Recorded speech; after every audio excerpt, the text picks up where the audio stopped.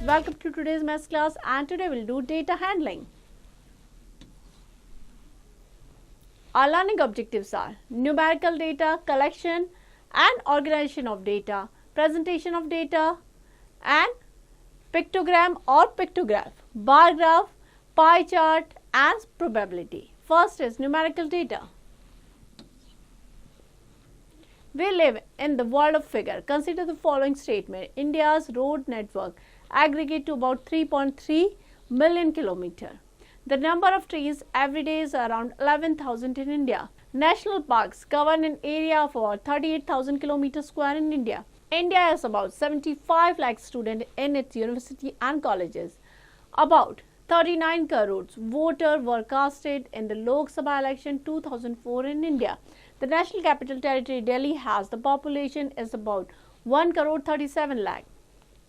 We can continue to give the figure like those stated above. Next is data. Data, the collection of numerical facts regarding a particular type of information, is called the data. As such, the above 6 statements represent a data.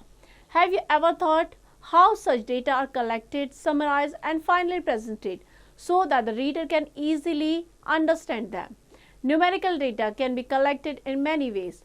The data collected can be summarized and presented by the means of tables, chart, and graphs. इस form में हम data को represent कर सकते हैं. Next is collection and organization of data. We collect and analyze data to answer the question as well as solve problems. Consider the following examples. Suppose your class teacher wants to know on which day his student will enjoy to go out on the picnic. So first, to collect the information, he gives each student a survey form containing the names of the day. Each student is to select only one favorite day. When they are receiving the survey forms, the counting is done. He organized and collected data in the form of tables shown below. So, this is a table favorite day and number of students. On the Sunday, 12 students, Monday 7, Tuesday 6, Wednesday 8, Thursday 9, Friday 10, Saturday 8. So, he presents the information found in the table using diagram. He interprets the information and draws the following conclusion. The most popular day among the students is Sunday, because 12 students like to go on Sunday. More than half of the class prefer either Sunday, Thursday or Friday. Tuesday is the least popular day. The above example shown in a very simple way, collecting and organizing data. The practice data can be collected in many ways. Depending on the amount of data available and the purpose of the survey, you have to read class 7 the following ways of collecting data. Collection of data using questionnaire, collection of data through the observation, collection of data through the interviewer. In this chapter, we shall focus on the grouping of presentation of data in such a way that the reader can easily understand it. Next is presentation of data. Study the following illustrations attentively. Illustration 1.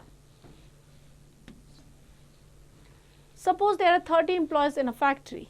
They were asked how many members each of them had in family. The information given by them is listed below like this. So, each entry in the above list is called the observation. The collection of these observations is called the raw or ungrouped data.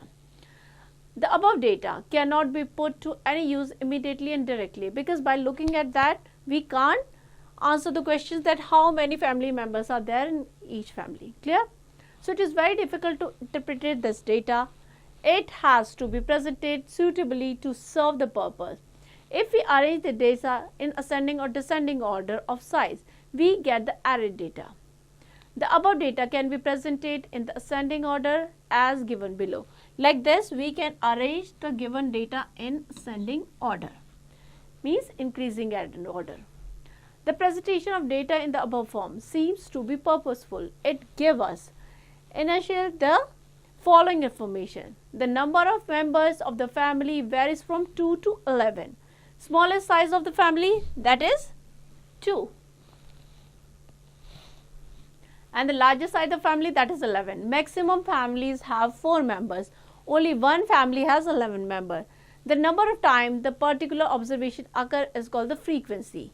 Means कोई भी observation कितने time आया है, that is called frequency. The frequency of 4 in above data is 7, meaning maximum time 7 times आया है. While frequency of 11 is only 1, because 11 members, only one की family में 11 members हैं. The table showing the frequency of the various observation is called the frequency distribution table or the simple frequency table. Next is frequency table. After the number of the family member have been arranged in order to magnitude, we go through the list of the number of the family members to keep the tally to show in the table below. The number of time each number of family members appear is called the frequency. The table which give the frequency of each number of family members is called the frequency table. Here the number of member 2, 3, 4, 5, 6, 7, 8, 9, 10 and 11. Tally 2 is 1 time, so frequency 1 हो जाएगी. 3 is 3 times, so frequency is 3. 4 is 7 times, so frequency 7. Like this will arrange the data. Total frequency, that is 30. Clear? Like this we can arrange the given data in the form of table. Next is pictograms or pictographs. The sports teacher can draw different diagrams or to display the result of the survey so as to give the clear picture of the relative popularity of the various sports. One such diagram is the pictogram shown in the following figure. The pictogram uses the picture to represent statistics. Popularity of the sports played at the school. Different sports are given here: badminton, basketball, hockey, soccer and table tennis. Clear? Each figure in the above pictogram represents 25 students and the fraction of the figure mean the corresponding fractions of 25. So each figure किसको represent कर रहा है? 25 student को. It should be noted that this is not a very accurate method of showing the exact number of students. It merely gives us a quick comparison of the relative popularity of the sports played in the school. Next is bar graph. The sports teacher may also represent the information in the bar graph as shown in the figure.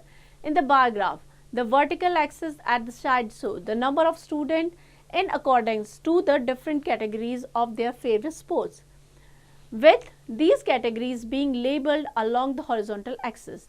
The bar construction represents each category with the length of the bar proportional to the number of the student in the category. The bar should be the same width.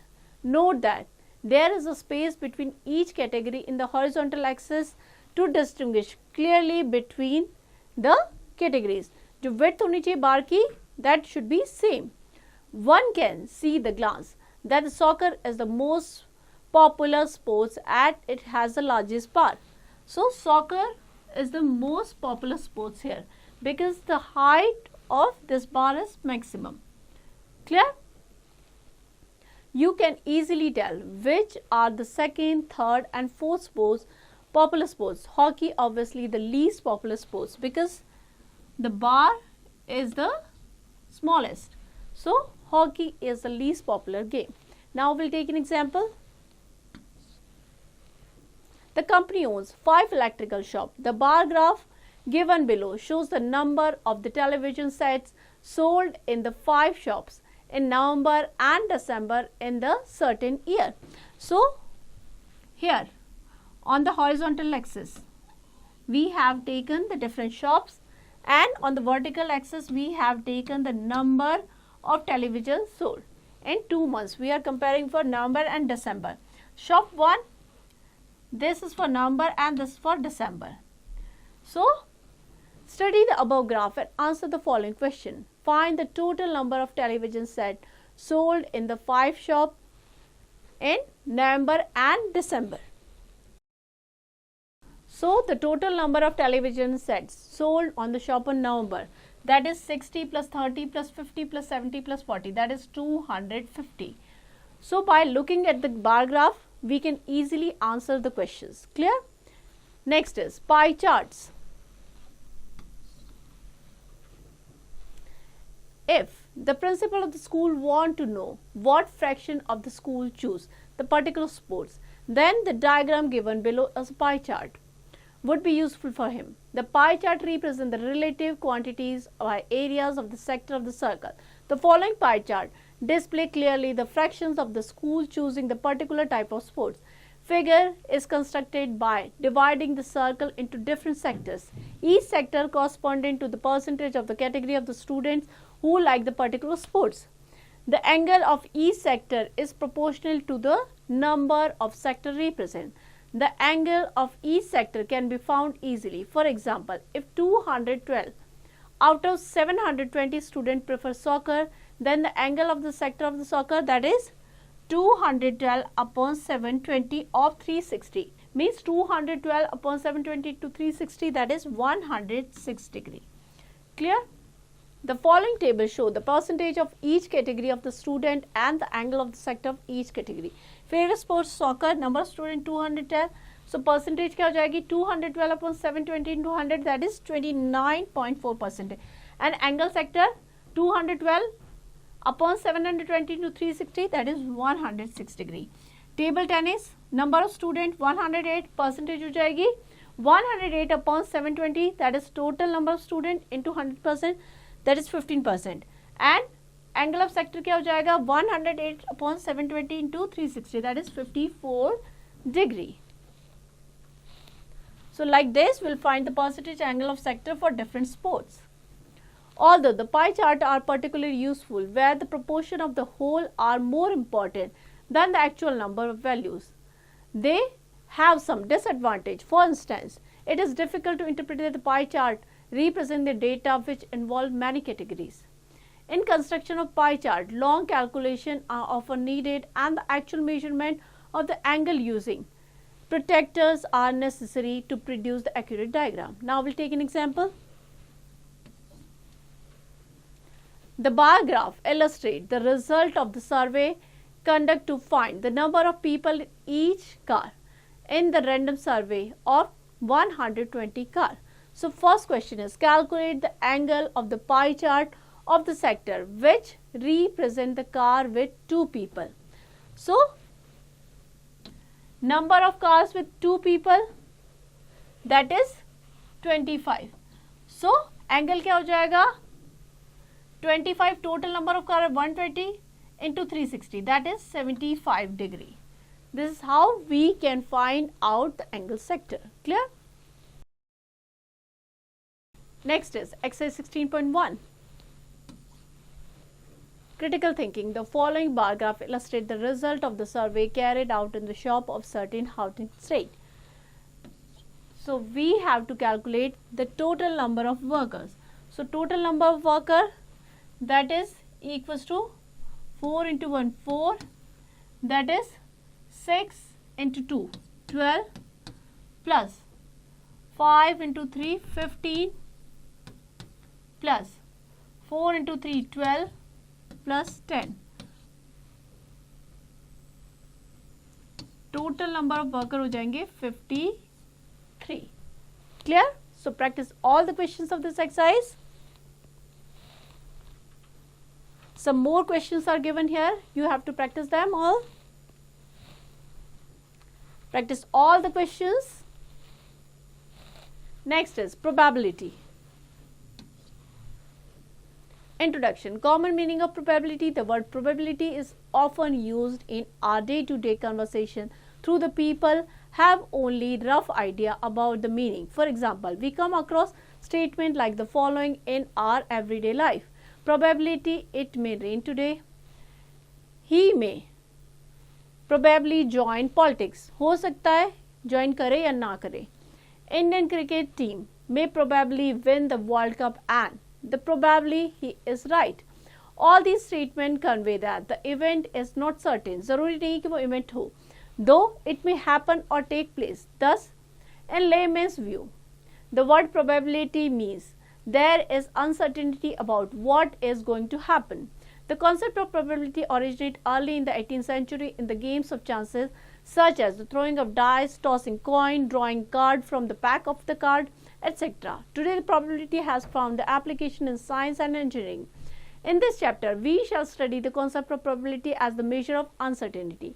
Our study then will be confined to the random or probabilistic experiments only, such as tossing a coin, rolling an unbiased dice, and drawing a card from the well-shuffled pack of cards. First is definition of various terms. First is elementary event. An outcome of the random experiment is known as elementary event. Outcome जो भी होगा, result होगा एक random experiment का, that is known as elementary event. For example, consider the random experiment of tossing the coin. The possible outcome of this experiment, whether it's come head or tail. Here, the event 1 is getting head on the upper face of the coin. Head आ सकता है, and event of 2 is getting tail on the upper face of the coin. Thus, the event 1 and 2 are the elementary event associated with the experiment of tossing coin. Next is compound event. An event associated with random experiment is the compound event. It is obtained by the combining two or more elementary events associated to the random experiment. For example, in a single throw of dice, the event getting odd numbers is the compound event, as it is obtained by the combining three elementary events, namely 1, 3, 5. Similarly, getting an even number of compound event in the single throw of dice. Next is occurrence of an event. An event A associated to random experiment is said to occur if any one of the elementary event associated to the event A is an outcome. For example, consider the random experiment of throwing unbiased dice. Let A denote event getting an odd number. Elementary event associated with the event odd number 1, 3, 5. Now suppose that an experiment outcome is 5. Then we say the event A has occurred. In another experiment the outcome is 2. Then we say event A is not occurred because 2 is even number. Next is favorable elementary event. An elementary event is said to be the favorable of the compound event A if it satisfies the definition of the compound event A. In another word, the elementary event E is the favorable of the compound event A if we say that the event A occurs when E is an outcome of trial. For example, consider the random experiment of throwing a pair of dice and the compound event A defined by the getting 8 as sum. We observe that event A occurs if we get any one of the following elementary event as an outcome: 2 or 6, 6 or 2, 3 or 5, 5, 3, 4, 4. So there are 5 elementary events favorable to event A. Next is negation of an event. Corresponding to the every event associated with random experiment, we define the event not A, which occur when the only A does not occur. The event not A is called the negation of the event A and denoted by this. Clearly, event A not occur if only if A does not occur. Next is probability. If there is an elementary event associated to the random experiment M, then are favorable to an event A, then the probability of happening or the occurrence of event A denoted by PA and defined as the ratio M upon N. Thus, PA equals to M upon N. 0 is less than or equal to M, M is less than N. This stands for equal to or less than. Clear? 0 is less than or equal to M upon N, that is less than or equal to 1, or 0 less than or equal to PA, that is less than or equal to 1. Now we will take an example. An unbiased dice is thrown. What is the probability of getting an even number? So as we know, even number that could be 2, 4 or 6. Total outcome कितने हैं? 6. 1, 2, 3, 4, 5, 6. उसमें से 3 है even number. So probability हो जाएगी 3 by 6, that is 1 by 2. More examples are given here. You have to practice them all. Next is exercise 16.2. Critical thinking. An unbiased dice is thrown. What is the probability of getting an even number and the multiple of 3? An even number भी होना चाहिए and multiple of 3. So that could be 6 only. So the probability क्या हो जाएगी 1/6 because total outcome कितने हो जाएंगे 6. Out of that even number and multiple of 3, that is only 1. So probability हो जाएगी 1/6. Practice all the questions of this exercise. Next is, let's recall. Take the correct option. If an event is impossible, it has the probability that is 0. So A is the correct option here. So here we end the chapter. I hope you understand it well. Now you have to practice it.